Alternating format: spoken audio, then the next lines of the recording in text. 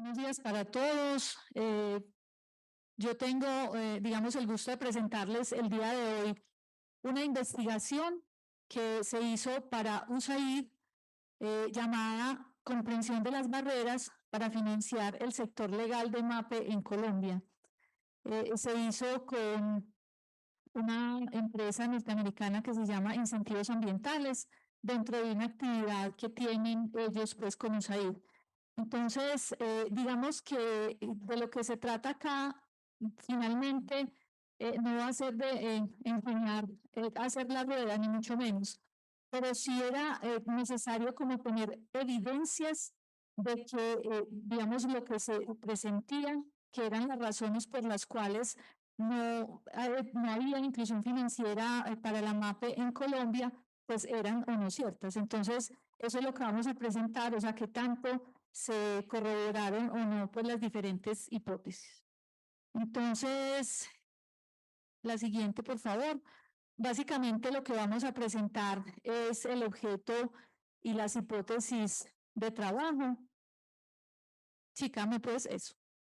El objeto y hipótesis de trabajo, unos hallazgos relevantes desde la perspectiva de la minería de pequeña escala, pues minería de subsistencia de pequeña escala, la perspectiva desde el sector financiero y algunas recomendaciones relevantes que pues obviamente muchas de ellas ya se han venido adelantando por parte del gobierno colombiano. La siguiente. Entonces, básicamente el objeto de la investigación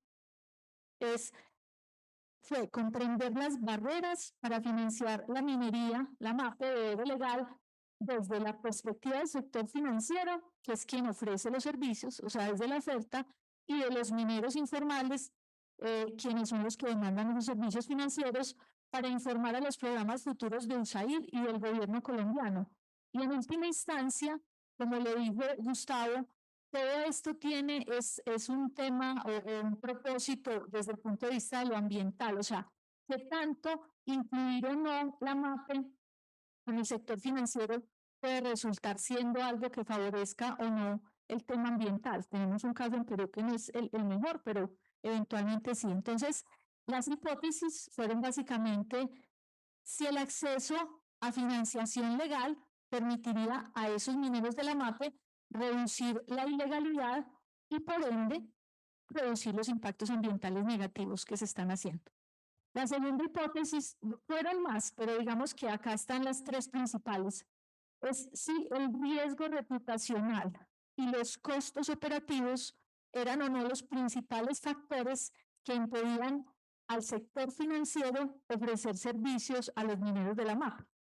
Y el tercero es básicamente si a causa de la presión de actores ilegales, los mineros de la MAPE no accedían al sector financiero. Entonces, esas eran como las tres hipótesis fundamentales. Entonces, digamos, ¿cuáles fueron los principales hallazgos? La siguiente, por favor. Los principales hallazgos desde la perspectiva de la MAPE fueron 14. Acá no vamos a exponer los 14 hallazgos. Chica, la siguiente.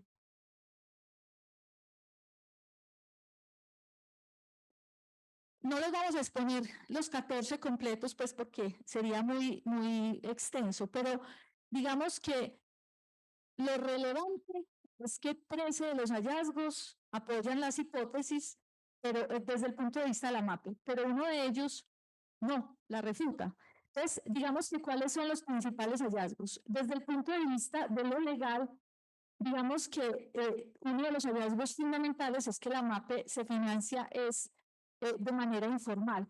¿Quién financia la MAPE? Pues básicamente los compradores de oro, los mismos proveedores de diferentes servicios, sean servicios, digamos, hasta de alimentación, de combustible y otro tipo de servicios, familiares, amigos y ahorros propios. O sea, eso fue lo primero que se evidenció.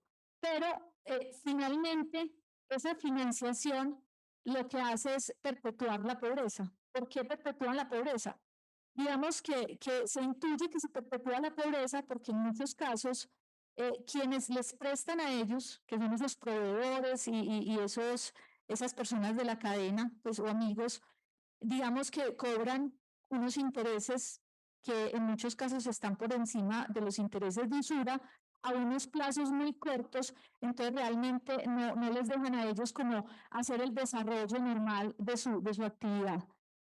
Otro que se evidencia es que la MAPE percibe que hay estigmatización por parte del sector financiero y básicamente eso se debe es al riesgo reputacional. O sea, la MAPE siente que el sector financiero no los quiere financiar justamente porque, o sea, tienen un riesgo reputacional ese sector financiero. La siguiente. Entonces, como les decía en el tema, en el inicial, digamos que en muchos casos la MAPE no tiene la capacidad de respaldar sus créditos o cumplir los requisitos que ese financiador informal le da, ¿cierto?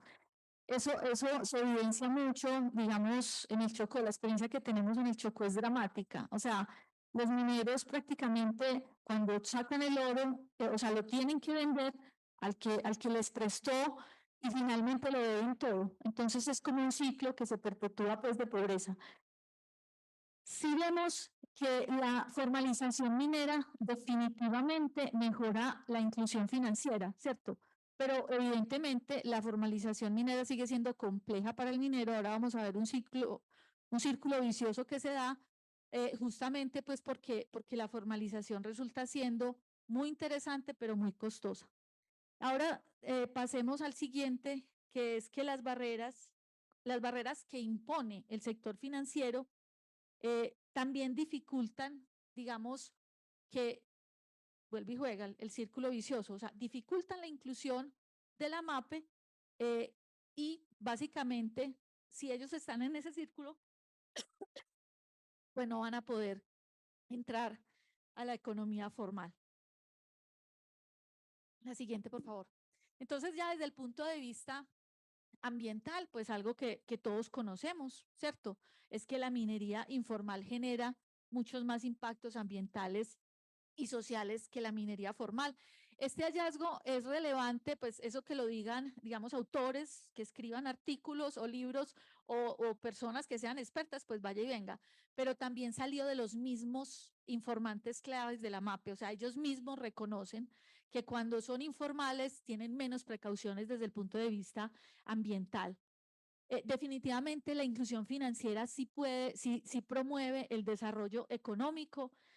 Adicionalmente, pues apoya muchísimo, digamos, todo el asunto de las inversiones, pues para los instrumentos ambientales que se requieren.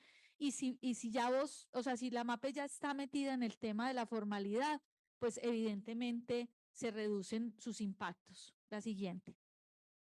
Entonces, miremoslo acá, pues digamos, es sencillo, pero la MAPE no tiene recursos ni para formalizarse, ni para montar, digamos, como una explotación adecuada. Obviamente necesita dinero porque los instrumentos son muy costosos, eso fue una evidencia clara de todas las encuestas con informantes claves, que es muy pesado para ellos, sobre todo los instrumentos mineros y ambientales y su evaluación. Sin embargo, todos sabemos que la formalización bajo el concepto global de no solo legalización, sino ya cumplimiento de estándares ambientales, de seguridad y salud en el trabajo, laborales, etcétera, mejora también el desempeño ambiental, pero definitivamente el sector financiero se niega a entregar recursos a la MAPE que no es formal. Entonces, vuelve y juega. Entonces, no tienen plata, no tienen forma de conseguirla porque no son formales. Entonces, vuelve y recurre a las fuentes informales de financiación. Entonces, como son fuentes que le prestan en unas condiciones no muy adecuadas, pues vuelve a tener insuficiencia de recursos. Entonces, es un ciclo vicioso complejo. La siguiente. ¿Cuál hallazgo, digamos, que refutó la hipótesis inicial? Es que, o sea, que era la de la presión, o sea, que los mineros de la MAPE no recurren al sector financiero formal por presión de los actores ilegales. Pues los documentos consultados, las personas expertas entrevistadas y las encuestas hechas a los informantes clave dan cuenta de que la MAPE no, o sea, ese recurrir a esos actores ilegales, organizaciones criminales, se hace en casos excepcionales y ya pues en condiciones muy extremas. Y obviamente, siempre y cuando la MAPE sea informal, pues digamos que tiene como podría tener una mayor tendencia a acudir a ese tipo de actores. Entonces, finalmente, es solo en casos excepcionales. Entonces, si ustedes recuerdan de pronto las preguntas clave que pusimos al principio, se dice, bueno, y si eso es excepcional, ¿por qué siempre a la MAPE se la sigue asociando con actores ilegales y por ende pues con un riesgo reputacional alto? Entonces ahí habría que preguntarse cómo cortar como esa imagen y cómo trabajar en ese sentido. Entonces aquí pues hay evidencia que apoya este hallazgo. Obviamente hay evidencias pues que apoyan todos los hallazgos pues con sumo cuidado. Ahora sí, desde la perspectiva del sector financiero, que es la siguiente, tenemos esto. La siguiente, por favor, eso. Básicamente se encontraron 10 hallazgos relevantes, de los cuales todos o apoyan directamente esas hipótesis iniciales, que eran gastos operacionales o, o riesgo reputacional, lo que no dejaba que el sector financiero le prestara la MAPE. Y básicamente, digamos, desde la estructura política o corporativa, vas adelantando, por favor. Digamos que sí, o sea, la MAPE es en general, el sector minero en general, pero la MAPE en particular es un cliente muy riesgoso para el sector financiero y muy costoso. O sea, ellos expresaban que definitivamente cuando hacen la debida diligencia, es tan complicada esa debida diligencia que casi que lo que van a ganar con el minero, pues no compensa los costos que hubo pues de hacerlo. Fuera de eso, y esto pues es algo que también hay que mirarlo como desde el punto de vista de las recomendaciones, es que el minero MAPE le entra la plata y ahí mismo la saca. Entonces no resulta siendo un cliente interesante para el sector financiero porque no tiene una permanencia de recursos. El siguiente. Obviamente, hay unas entidades financieras y se evidenció mucho más en cooperativas financieras que en cualquier otra entidad bancaria o cualquier otra entidad financiera que sí tienen un poco de mayor interés en apoyar a la MAPE. Entonces, también depende como del interés comercial particular de la entidad financiera el que la incluya o no. Y obviamente quienes la atienden es porque incluyeron o adoptaron mejor un enfoque diferencial para esa MAPE. Acá hay una cosa importante y es que, y tal vez lo decía ayer Félix Huskra, que se centró mucho como en considerar la MAPE como la minería de subsistencia, ¿no? La MAPE también es la minería de pequeña escala y evidentemente el sector financiero tiene que entender que, pues, y todos tenemos que entender que hay una clara diferencia, que no es lo mismo prestarle o apoyar financieramente a un minero de subsistencia que a un minero de pequeña escala.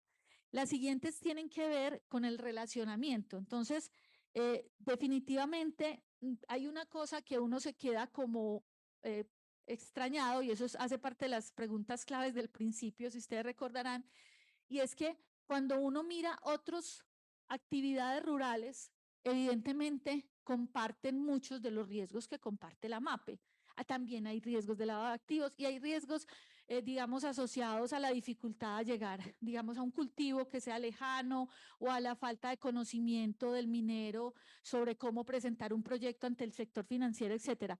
Pero a ellos sí les prestan, pues no demasiado, pero digamos que sí se siente que hay una diferencia y una discriminación con el tema de la MAPE. La siguiente viene a ser que el sector financiero definitivamente desconoce la actividad minera y el marco regulatorio. Yo creo que eso lo tiene muy bien identificado el Ministerio de Minas, pero no es solo el marco regulatorio.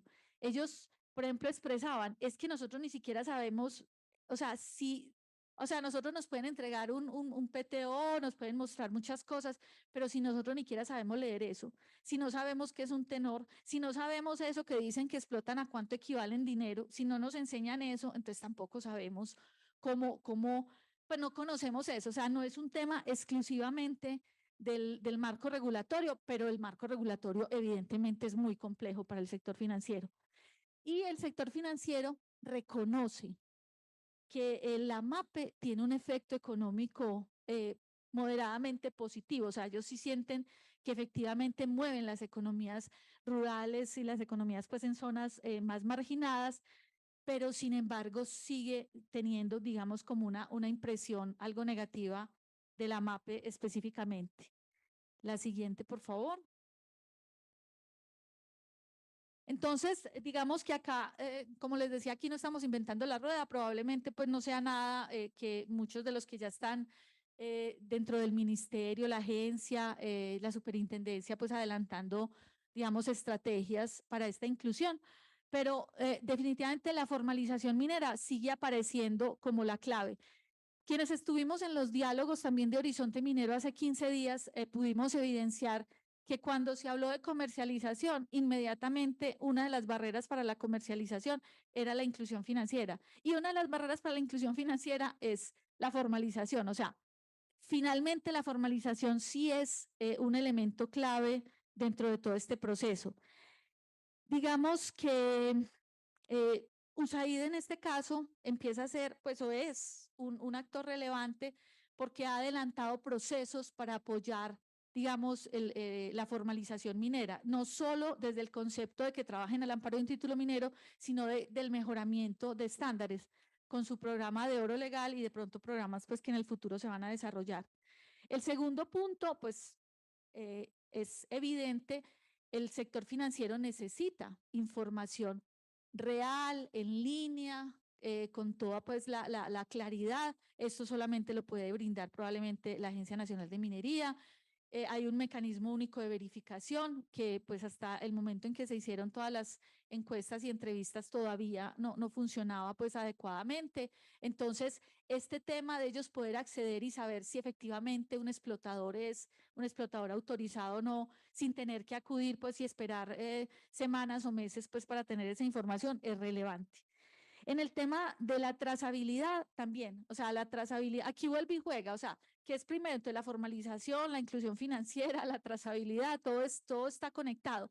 Pero en la trazabilidad hay un tema que es una trazabilidad tecnológica, o sea, si vos podés montar en un sistema de información una información de qué pasó de acá al comercializador que le sigue, a los otros intermediarios hasta llegar al exportador final. Pero finalmente si el origen no es el origen real, o sea, vos seguís, digamos, perdido, o sea, sin una trazabilidad real. Entonces, hubo quien dentro de los entrevistados expresaba que se necesitaban unos validadores externos, que le llamamos validadores territoriales, que es como ese validador que va al territorio y le puede decir a la entidad financiera, sí, señor, ese señor está allá y está produciendo eso. O sea, no es solamente el papel el que dice que lo hace, sino que efectivamente está ahí. Pero ellos dicen, tendría que ser un validador que si me entrega algo, como ya está, digamos, reconocido por algún instrumento, entonces yo solamente tengo que aceptar lo que él diga y si él se equivocó, ya el problema es de él y no mío porque yo simplemente acepté eso. Entonces, ellos hablaban de esos validadores tecnológicos, territoriales y también un validador tecnológico de que efectivamente el dato inicial sí llegó al final como debía ser. Sabemos que la Agencia Nacional de Minería está en un proyecto de trazabilidad, pero pues todavía no ha sido pues como conocido públicamente, entonces no conocemos exactamente qué pasa ahí. Pues las recomendaciones es que la iniciativa de Generando Confianza, liderada desde el Ministerio de Minas, es muy relevante, pero digamos que aquí sí se evidencia la necesidad de masa crítica, o sea, no es solamente hay que hacer esto, entonces lanzamos tal cosa en tal parte y ya no. O sea, el sector financiero es muy grande, el territorio colombiano lo es, entonces cómo generar esa masa crítica para que efectivamente todos los bancos y las entidades financieras en general conozcan del tema minero, lo incorporen, lo entiendan. Entonces, digamos que la estrategia también tiene que ser así. Y sabemos también de unas iniciativas muy loables apoyadas por la cooperación, digamos, de generar como unas cartillas, ¿cierto? Pero quienes las conocen, es que eran muy pocos de los que se entrevistaron y encuestaron, dijeron que seguían siendo muy complejas. O sea, la cartilla que intenta explicar cómo es la normatividad sigue siendo compleja. Entonces, digamos que todavía no se logra pues como el resultado deseado. Y la reglamentación de la ley de bancarización minera y algunos artículos de la ley 685 que podrían, digamos, apoyar temas pues de garantías financieras, está reglamentado por la Superintendencia Financiera, según nos lo reconoció hace 15 días el superintendente delegado, pero todavía no por la Superintendencia de Economía Solidaria. Entonces, allí también hay una actividad que cumplir, pues además de otras, pues respecto a esa ley que resulta siendo muy interesante. Pero la misma ley tampoco se conoce mucho dentro del sector financiero. Me imagino que la Superintendencia Financiera estará haciendo pues el ejercicio de darla a conocer, lo mismo que la Superintendencia de Economía Solidaria. La siguiente, entonces también conocemos de que hay un sandbox regulatorio, que es como un sitio en donde se prueban algunas de las posibles regulaciones nuevas que se puedan sacar en un ambiente controlado, según nos lo explicó el superintendente. Es muy importante, digamos, una participación muy activa de la institucionalidad minera en ese tipo de ejercicios, porque finalmente son los que van a, digamos, a verse beneficiados de ello. Cuando hablamos de APPs de seguimiento de estándares, o sea, nosotros, digamos, lo que estamos diciendo es efectivamente el tema del cumplimiento de estándares por parte de los mineros es fundamental para el sector financiero. Pero, digamos, hacer asistencia técnica en territorio es muy costoso. Entonces, hay que mirar de qué manera se pueden buscar cosas o aplicativos diferentes para hacer ese seguimiento y para que ellos puedan evidenciar que efectivamente están cumpliendo con estándares. La capacitación de la MAPE en riesgos de lavado de activos y financiación del terrorismo es muy importante. Vuelve y juega el tema de capacitar al sector financiero, no solo en la normatividad minera, sino en la actividad minera. Y hay otros, digamos, experiencias en otros sectores rurales, por ejemplo, un programa de USAID de finanzas rurales y otros programas pues que han adelantado en otras partes y en otros países que deberían mirar cómo se pueden replicar también acá. Y digamos que por último tenemos como unas recomendaciones ya para la MAPE y para el sector financiero.